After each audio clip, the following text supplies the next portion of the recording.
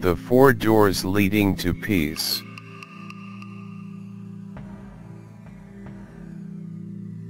A man had spent many years or perhaps many lives traveling the roads of the world, in search of inner peace. What is the secret? He wondered. Is it possible, or is it a chimera, a fantasy? Wherever he went, he would ask the same question: how to have inner peace? How to be calm? How to enjoy that peace that borders on happiness? One afternoon, one of those many afternoons, tired of walking on dusty roads, quite exhausted, he lay under a tree. Such was his weariness that he fell asleep almost instantly. And it was in his dreams while he slept that the great secret he had been looking for so long was revealed to him.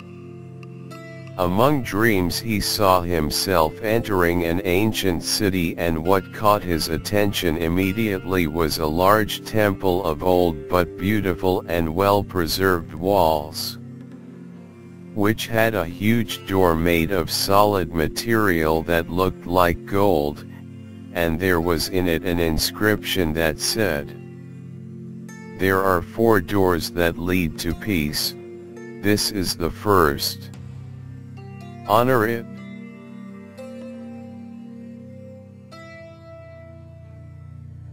Excited, our traveler and searcher proceeded to knock with the thick knocker. He waited a while and nothing. He knocked again but received no answer. Some minutes went by and he called again. This time, to his surprise, the big doors opened and he quickly entered. It was a huge hall. On the main wall was a large inscription that said, "Speak only what's necessary." He was alone in the great hall. He was somewhat disoriented and proceeded to sit down. A few minutes later, someone came out from the back of the room. It was an old man with the appearance of a monk whom he could not identify. Sitting beside him, the man said to him, "Since you seek inner peace, I will tell you that the first principle for this beautiful, deep, and mysterious purpose begins with speaking only what is necessary. You, dear friend, as the great majority of men and women of the planet speak too much. 90% of your speech is unnecessary, mechanical, which means a great waste of vital energy, and also in many cases this mechanical speaking is negative and is cause of conflicts, discord, disagreements, and evil among people." Our traveler and seeker then asked what would be the right measure in his speech. The monk replied, "Remember the teachings of a great master of humanity. When asked how much we should speak, he answered, 'All you should say, yes, yes, no, no, and nothing else.'" Cracking a smile, he said, "I'm not telling you to go to such an extreme, but that is the direction. So you go back to your life and ponder your words, speak only the right, the necessary, and return in a year's time." And with that said, he disappeared to where he came from. Our restless seeker spent a whole year trying to do the assigned task, and in truth he discovered that 90% of his speech was unnecessary, but not only in him but in other people too.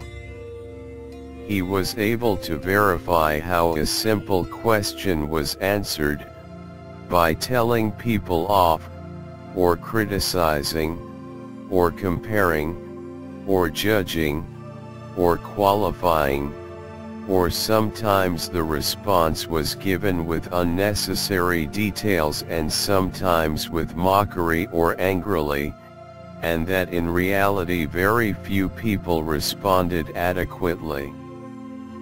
The truth is that last year, he returned to the same place and knocked on the doors of the great temple. When he entered, a novice from the temple guided him in, until they reached a second door, just as huge, inveterate, and beautiful. After a few minutes they entered, and in the frontispiece of the arch that led to the room there was a great inscription: "Think only what's necessary." After reading the sentence he sat thinking about it, to the point of being absorbed. A slap on the shoulder brought him back. It was the same man from the previous door, who now told him, "This is the second door to the path to inner peace.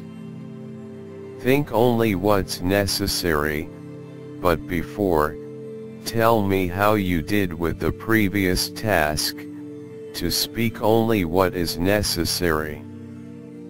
He answered with a yes, that he spoke only the necessary. "But," he said, "a new problem appeared before me, although I no longer spoke outwardly. In my head there was a fierce internal chatter, or sometimes a tiring and noisy internal dialogue, and sometimes a loud chattering assembly of thoughts, each pretending be me, the egos. And in reality it was no use for me to be silent outside, because then everything went to my mind, and I did not achieve the much desired peace. As I'm saying, it was worse. You dear friend, like the great majority of men and women of the planet, think too much. 98% of your thinking is unnecessary, mechanical, which means a great waste of energy, and also in many cases this mechanical thinking is negative and is the cause of negative and troublesome actions and emotions."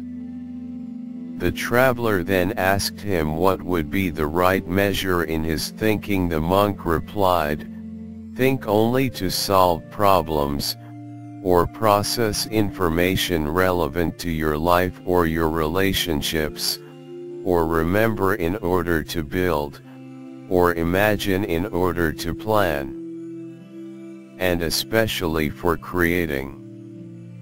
And remember, that little voice of the mind that you think it's you is unnecessary, and that brooding on problems and worries anxiously that you call thinking is not thinking at all, it's just a waste of energy.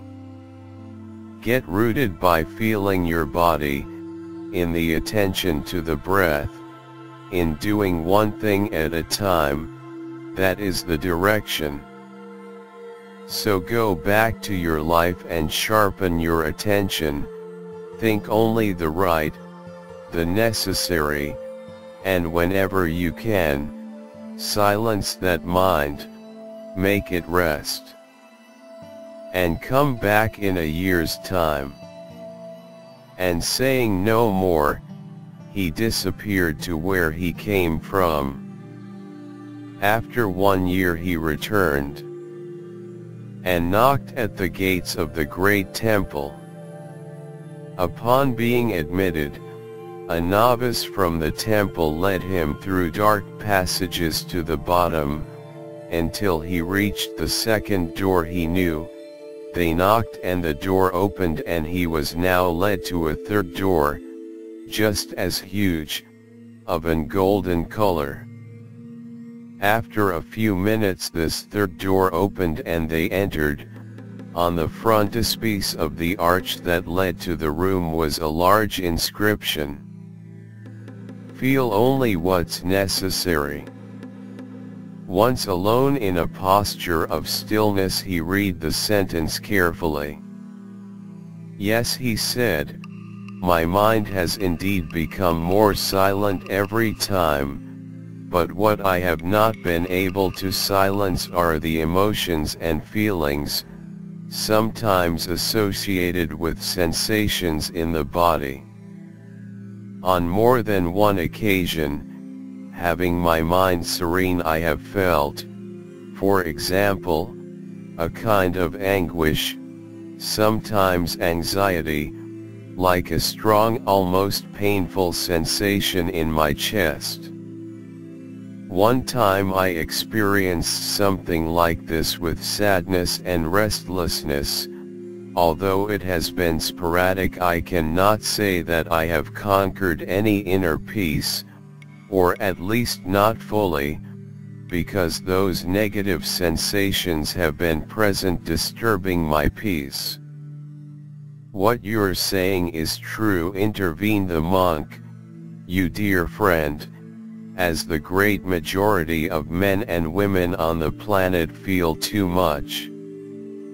98% of your feeling is unnecessary, repetitive emotions, easily expressed. Furthermore, these emotions are often offspring of negative emotions that intoxicate people and the planet, and are the cause of human suffering." The seeker then asked what would the right measure be. The monk replied, "The right measure to take is to express the positive, constructive, superior emotions and not live full of emotions produced by repetitive thoughts or repetitive physical sensations." Let's not forget that in the end, speaking in a deep sense, emotions are also instruments of knowledge.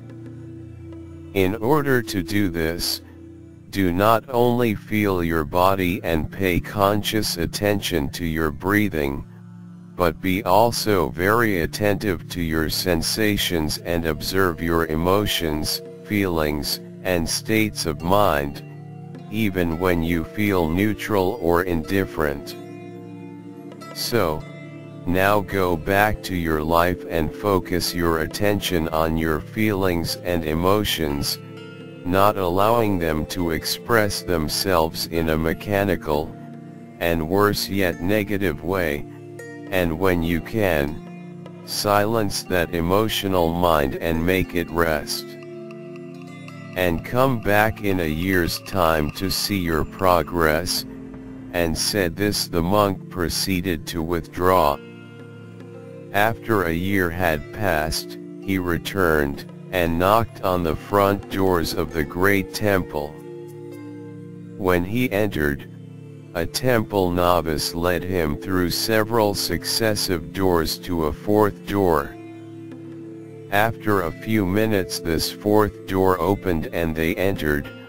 On the frontispiece of the arch that led to the hall there was a large inscription: "True peace comes from true silence, and true silence is the absence of ego." As he read the inscription, 7 monks met him and invited him to sit in one of the beautiful seats carved in fine marble. The eldest said to him, "I can see you've achieved complete peace. Could you tell us how is this possible, since you haven't worked on the inscription shown when passing the fourth door?"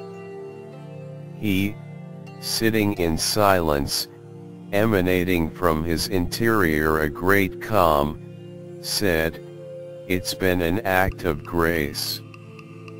A blessing or reward product of previous efforts. When working on the external speaking and the physical expressions that accompany it, then on that myriad thoughts that claim to be me or speak for me, when I realize that I am not that voice that speaks, and finally by not allowing sensations transformed into feelings and mechanical emotions take me over.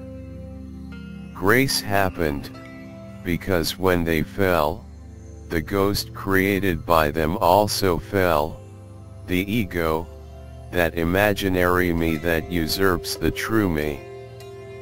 So now I can say from the depths of me, I know the silence that surpasses all understanding, and that behind it is the peace that I have been seeking so much through my life and my lives.